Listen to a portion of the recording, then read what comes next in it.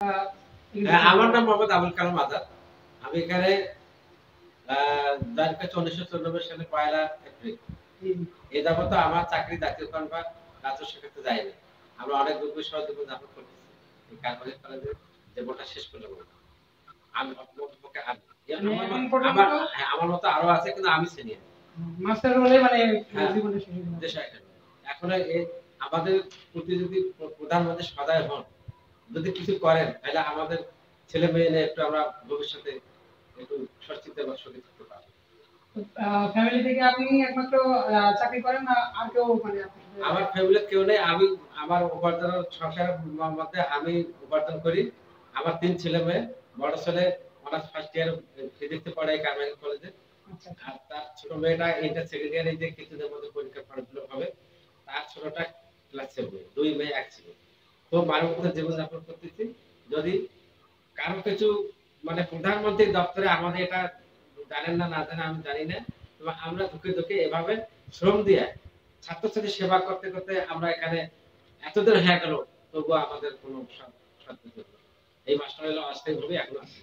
এই ব্যাপারে কি কারো সাথে মানে আপনার কোনো যোগাযোগ হয়েছে কিংবা কোনো যোগাযোগ হয়নি। আমরা বছর বছর মানববন্ধন করছিলাম, ঢাকা জাতীয় প্রেস ক্লাবে স্মারকলিপি দিচ্ছি, তো শুধু আশ্বাস দেয় হবে এই কিছু করোনার সময় করছিলাম। দীপুমণি শিক্ষামন্ত্রী ছিলেন যখন, উনি বলেন যে একটা ব্যবস্থা হবে বা সচিব একটা আশ্বাস দিয়েছিলেন।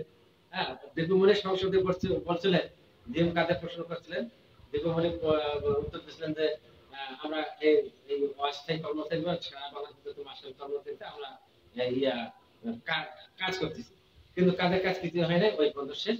এ যাবতে আমরা কতবার মানববন্ধন করছি, কতবার কর্মবিরতি করছি, কতবার জাতীয় প্রেস ক্লাব ঢাকায় রংপুরে, ওই দেশে আমাদের কিছুই হয়নি। আমার কোনো মানে আমাদের ভিতরে কেউ সরকার তাহলে এখানে টোটাল কারমাইকেল কলেজের সমস্ত ডিপার্টমেন্ট মিলে মানে কি পরিমাণ আসলে মাস্টার হলে আছে?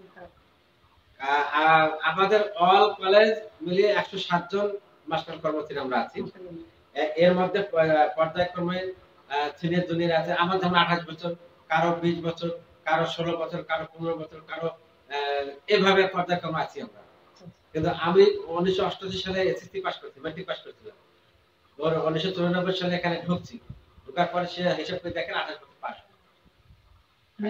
এসএসসি পাস করার পরে থেকে মানে এখানে 88 সালে পাস করছি, 94 সালে এখানে জয়েন করছি।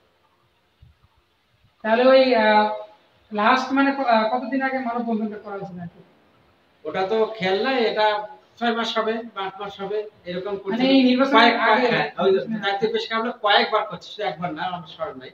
আবার রংপুরের প্রেস ক্লাব আমরাও করছিলাম। ওই মানে ওই পর্যন্ত না এখন হয় না। এখানে কত কলেজেও মানববন্ধন করছিলাম, কত টিভি চ্যানেল কত কি আসছিল, পত্রিকা মিডিয়া আসছিল, কই কিছু তো ভাই ইয়ে হয়নি। না। এখন এই প্রধানমন্ত্রী তো আমাদের খুব ভালো লোক, উনি সবকিছুই জানেন করেন, কিন্তু সবখানে উনি সবারই উপকার করছেন, সবারই সবখানে সব সেক্টরে কাজ ভালো করছেন। আমাদের এই অস্থায়ী কর্মচারী দেখে উনি যদি নজর দেন তাহলে আমরা একটু ভবিষ্যতে মানে শেষ ভালো তার সব ভালো তার না, সেই সিদ্ধান্তে শেষ বয়সে এসে মানে এখন প্রধানমন্ত্রীর কাছে আসলে তাহলে আপনি কি চাবেন?